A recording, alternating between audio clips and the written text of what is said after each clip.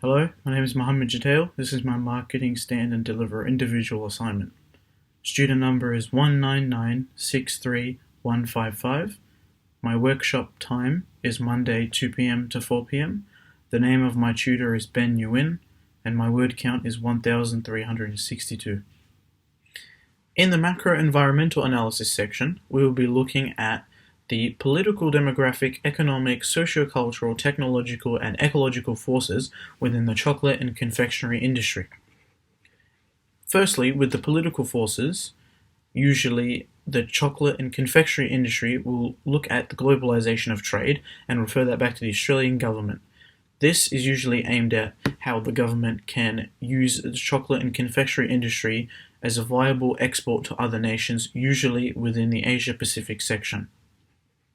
In the demographic forces, usually the chocolate and confectionery industry will be looking at multiple different demographics of sales, such as families, children, adults, the elderly, but when entering into direct supplier agreements with large supermarket chains, convenience stores, petrol stations, and department stores, it is used as an aim to create as much profit for both the manufacturer and the seller.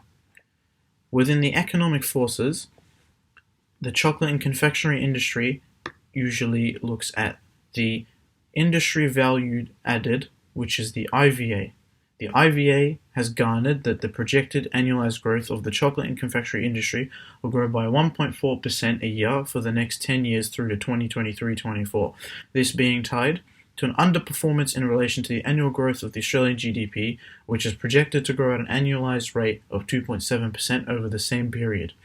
This is due to the economic forces looking at the mature stage of the confectionery industry, as it is fondly known, which shows majority incremental change.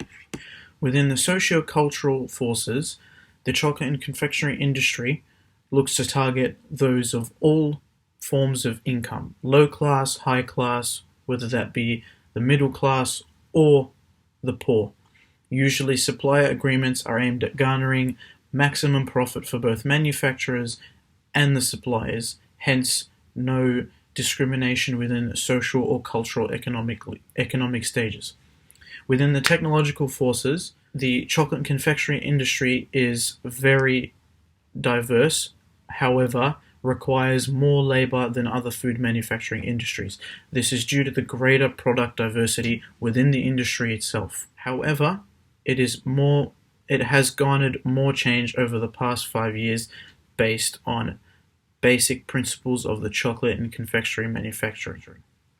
And finally, within the ecological forces, the chocolate and confectionery industry would look at the effects of the confectionery creation on the environment and the ecological systems near all the different factories owned by a company.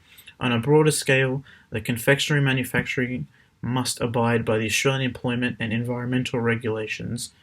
There are various laws governing wages and employees' rights. Hence, this means that manufacturers must also ensure that they comply with occupational health and safety regulations. Now, the chocolate and confectionery industry segments its sales into chocolate, which counts for chocolate count lines, chocolate straight lines, molded bars, and novelties, the gum segment, which consists of all bubble and chewing gum, and the sugar confectionery segment, which consists of hard-boiled sweet, mints, caramels, toffees, gums and jellies, marshmallows, fudges, and medicated throat lozenges. The chocolate segment accounts for 70.4% of total sales, and the sugar confectionery segment accounts for a further 22%. Now, all this is sold in the Asia-Pacific region, which Australia is one segment of, and accounts for roughly 8.3% of the segment. The larger accountability of this segment is within China, which accounts for 43.2%, with the rest of the segment being made up of Japan, who hold 23%, India, who hold 10.4%, and Korea, who hold 3.3%, with the rest of the Asia-Pacific section being included together as 11.8%. I can recommend the Market Line Industry Profile, Confectionery in Australia, and the IBIS World Industry Report C1182, chocolate and confectionery manufacturing in Australia. In conclusion, this report has gone over both the marketing analysis of the market forces and has also overlooked the different market segments of the chocolate and confectionery industry. It has in detail looked at all the forces and given a concise description of the forces, and in turn has shown some examples of these in graphical forms both within the report and in the appendices, and has also led to examples in market segmentations for both the industry, again with following graphs in the tables in both the report and the appendice section.